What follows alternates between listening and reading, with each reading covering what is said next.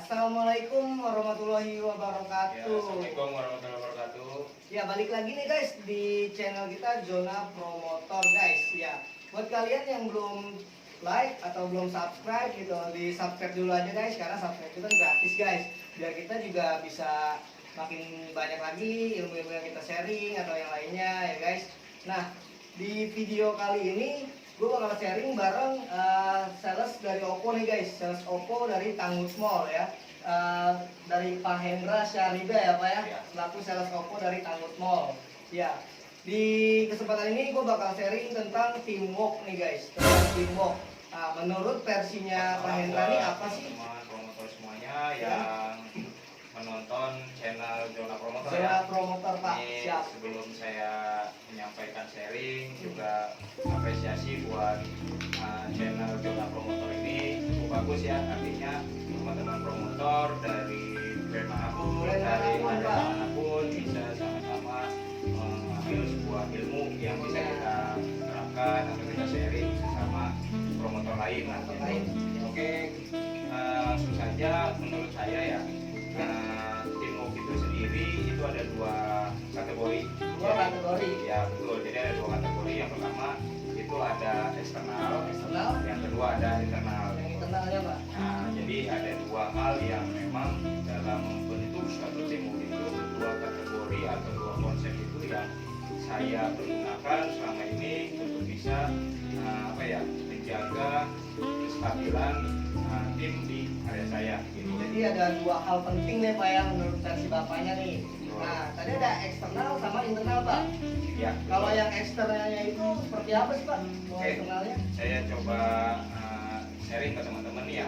Untuk eksternalnya itu sebenarnya ini sih poin pembahasan kedua. Dalam artian kita harus lihat dulu internalnya, baru dapat kita peroleh hasil eksternalnya.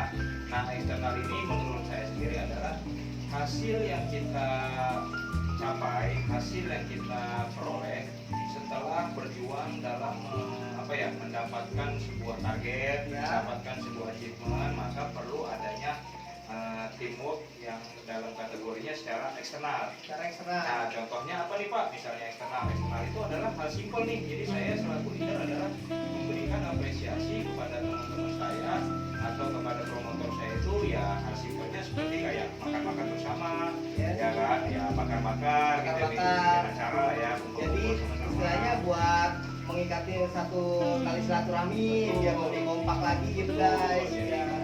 Bahkan mungkin kalau memang memungkinkan ya, misalnya kita achievement di satu area, achievement di suatu target yang memang cukup baik ya, misalnya di posisi pertama di antara region lain atau di area lain, kita menutup kemungkinan kita bisa misalnya jalan-jalan nih keluar. Jadi saya memberikan reward kepada teman-teman promotor misalnya, yuk nanti kalau bulan ini kita achieve nih di 120% misalnya ya, kita adain jalan-jalan ke puncak mungkin ke pulau buat gitu. penyemangat gitu ya Pak ya, buat penyemangat gitu. Betul sekali, jadi biar teman-teman promotor ini refreshing lah, jangan kerja mulu di area pusing.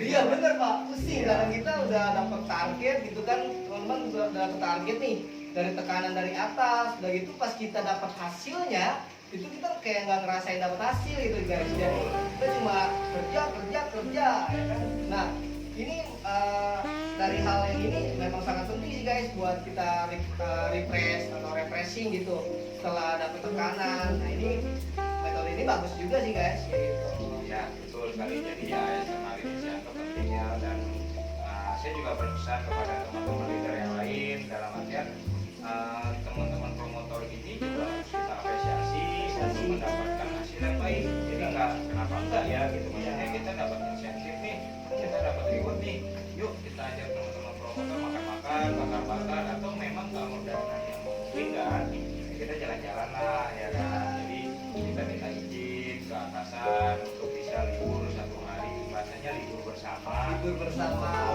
Nah, kita jalan-jalan ke puncak atau ke pantai yang bisa bikin suasana refreshing, terus juga meningkat kayak tadi saling silaturahmi, terus rasa kekeluargaan. Jadi yang tadinya tak kenal jadi saling kenal, yang akrab makin akrab. Karena kan dari hasil mereka buat mereka juga gitu ya kan Pak, dari hasil mereka dapatkan hasilnya juga gitu buat refreshing. Nah itu kan buat Pak menurut Bapak ya kan, untuk sarannya nih dari segi eksternal yang Bapak maksud itu sarannya untuk tim-tim leader lain atau buat promotor-promotor itu apa Pak?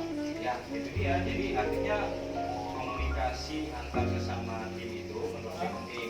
Nah, yang leader mengingatkan atau menyemangati promotor, ayo nih kita kejar nih penjualan bulan ini supaya kita bisa achievement. Cayo gitu ya. Kalau kita udah achievement, nanti kita makan-makan, Makan-makan. gitu. Kita jalan-jalan gitu ya kan. Nah, nanti dari teman promotor juga nggak usah suka mengingatkan leadernya, Pak.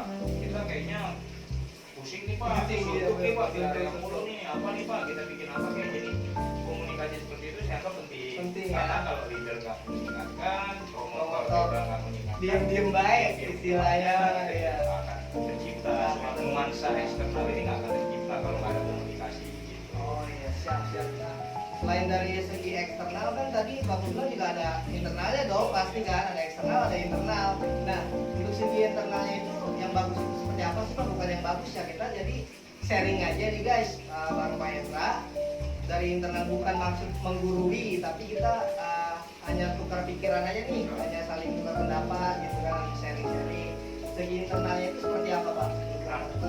Betul sekali. Jadi segi internal ini menurut saya adalah proses dari hasil eksternalnya.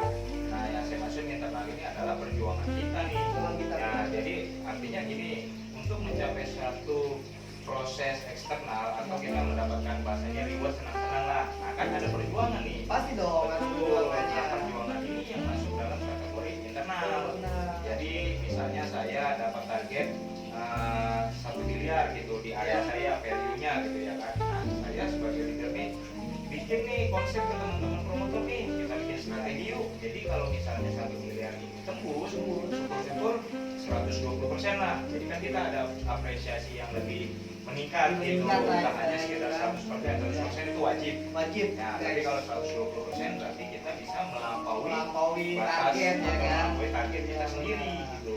Nah, jadi saya misalnya ke teman-teman nih, kita berdoa bersama, briefing bersama, kita breakdown target. Jadi dari value 1 miliar ini kita bagi nih, misalnya saya punya tim 10 orang nih promotor. Punya jadi target 1 miliar nih Pak. Ya. Punya tim 10 orang promotor. Ya. Nah, itu dibagi-bagi lagi gitu ya Nah, targetnya. itu pun dibaginya juga nggak dibagi rata. Nggak Jadi dibagi misalnya 10 promotor kita bagi rata nih 10, Iya. jadi masing-masing 100 juta, nggak kayak gitu kalau saya gitu. Jadi yang dikategorikan adil ini bukan berarti harus rata. Adil itu adalah menurut kemampuannya atau konsumsinya masing-masing. Jadi contoh dari 10 promotor ini nggak semuanya harus dibagi sama. Ada yang misalnya si A bisa makan 200 juta misalnya, si B bisa 300 juta. Nah, kenapa enggak?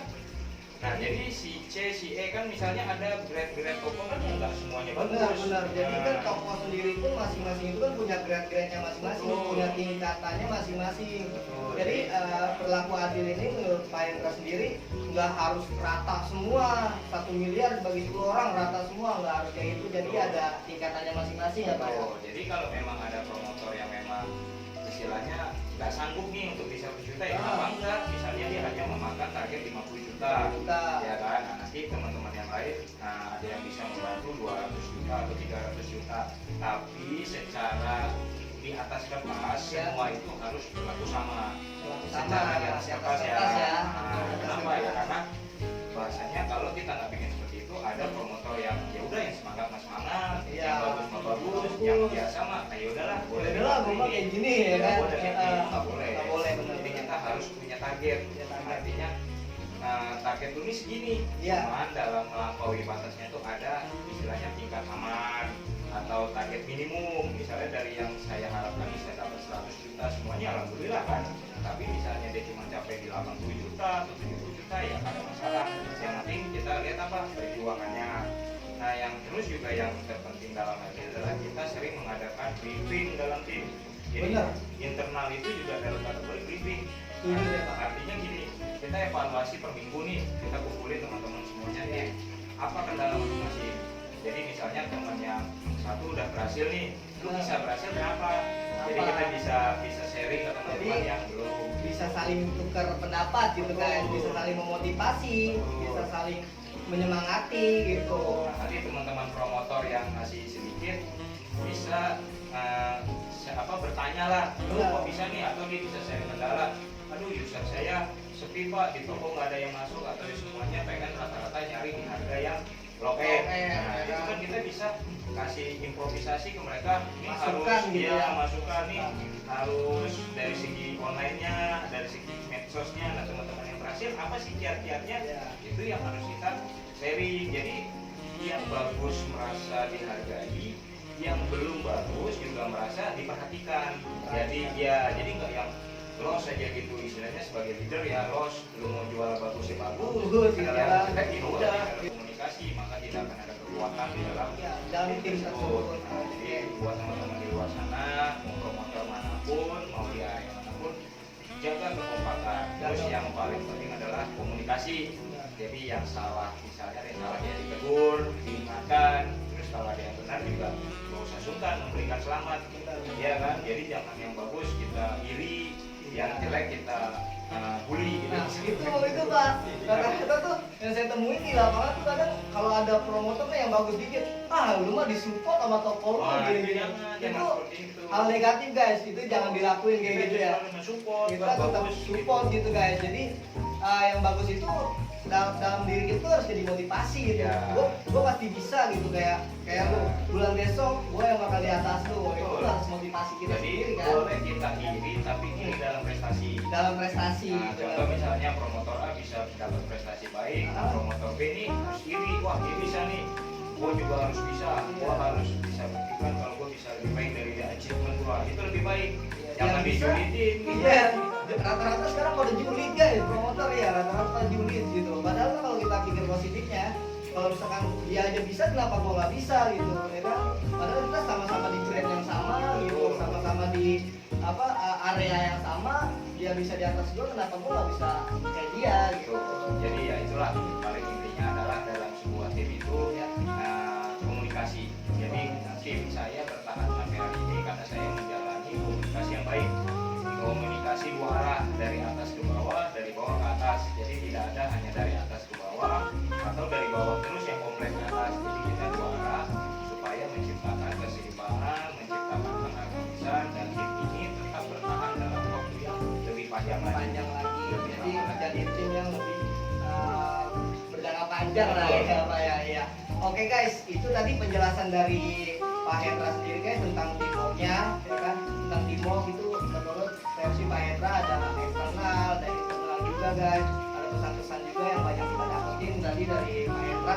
Ya Pak, makasih Pak buat Ya. kesempatan kali ini Pak. Saya bisa sharing juga nih. Pertama-tama saya juga terima kasih sudah diundang jadi bintang tamu di Iya, zona promotor ya. Di zona Channel promotor, Pak. Channel zona mudah-mudahan promotor. channel ini bisa terus berkembang, Amin, amin, memberikan Pak. manfaat yang baik bagi semua para penontonnya, Iya. para subscribernya bisa lebih banyak. Amin. Nah guys, kalau misalkan itu sebelum kalian mau tahu lebih lanjutnya lagi, nanti kita bakal sharing apa lagi gitu guys.